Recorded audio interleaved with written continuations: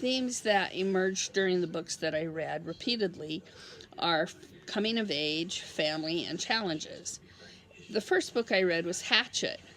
In Hatchet, Brian struggles constantly with the idea that if he had been honest and told about his mother's affair at the custody hearing, he might not be in the predicament that he's in the wilderness. In his challenges, he finds himself as part of the ecosystem, and as well as a predator, he is also being hunted. And his struggle to stay alive. He struggles to fight for his life. And also with family, he struggles to fight emotionally with the thoughts of his family, the divorce, and missing his family, divorced or not.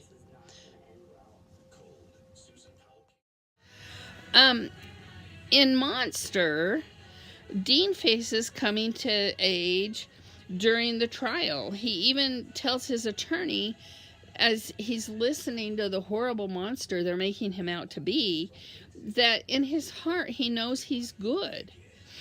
He takes his shirt off and shows her that he's good. The family theme comes up numerous times, as his mother knows he's innocent. She stands by his innocence. And the family both going to the trial every day and sitting in the trial, and the mom and dad separating, the dad leaving. Family, whether they're divorced or not, or leave or not, family is still family. Steve's mother fights for him. Steve faces challenges in the court system, and also with racism. In the book To Kill a Mockingbird, the theme challenges once again between racism and the court systems. As the trial progresses, the theme of family is present when the Finch children are present during the trial, and how they are told by their father that you shouldn't judge people until you've walked in their shoes. He says, you never really know a man until you stand in his shoes and walk around in them. Coming of age is shown when the Finch children are curious about Boo and try to make contact with him, when the children learn of racism and Tom being unjustly accused.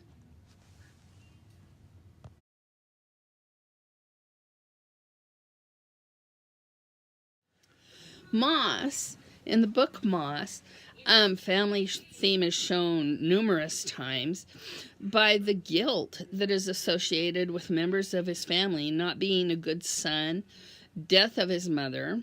The theme of challenge and survival is the way the Jewish people dealt with the Holocaust, and the suffrage, the struggle to survive, with Vlad Dek's income and factory taken away and being sent to the ghettos, even breaking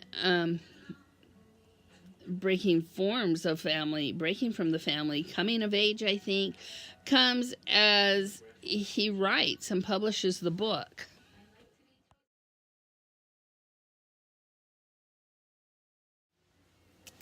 In Farewell to Manzanar, the theme of family is prevalent in the whole story. It is the story about Jeannie's family while they were in the internment camps, and how it affected the family. Watching her father lose control to drinking, and her mother having to pick up the pieces.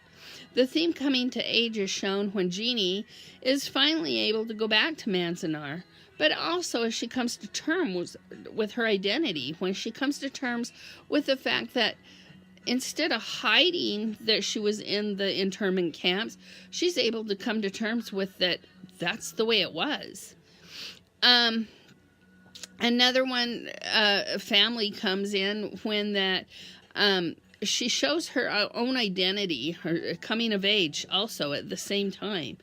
When she shows her own identity as she dresses provocatively to get the nomination for Queen, But then as she realizes how damaging that could be to her family, and that's not who she is, so she dresses a little bit more virtuous.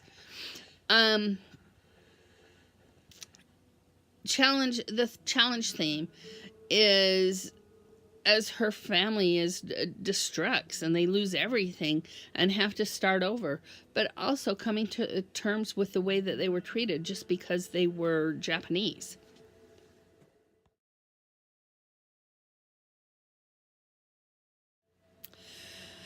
The last book, 19 Minutes by Jodi Picoult. This is my all-time favorite book.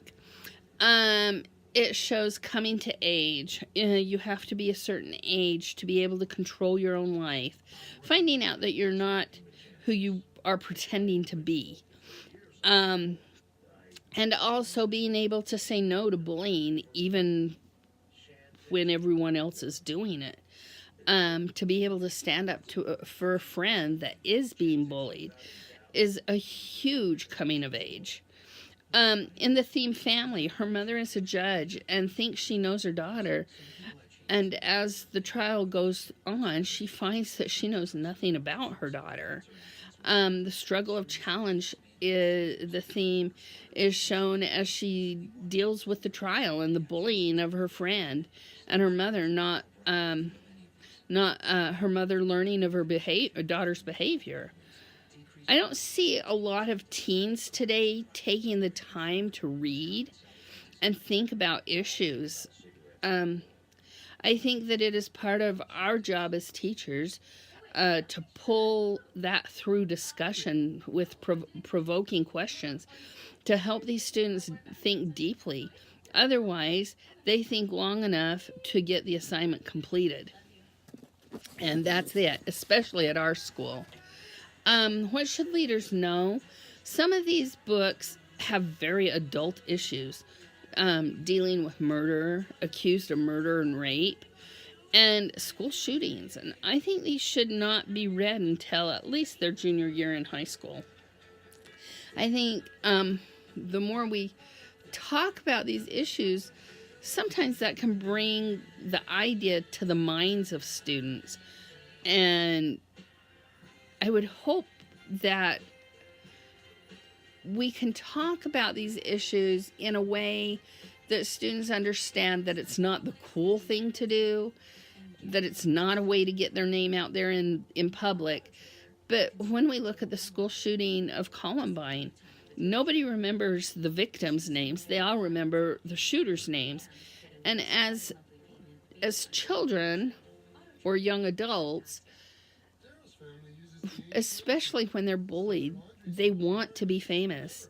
They want their name out there. They long for somebody to think they're great. And if that means going down in a shootout, that's what they're going to do. And so I think we need to talk about how, first of all, I think the media needs to quit talking about these kind of issues. I think they need to start when a shooting happens, I think report it and be done with it. Don't drag it on for 5 or 6 days. And if you do, talk about the victims and forget the perpetrators. I think the best way that we can the best tool that we can use is relationships, having good relationships with students so we can push them into answering those deeper questions and feeling comfortable enough to talk about it.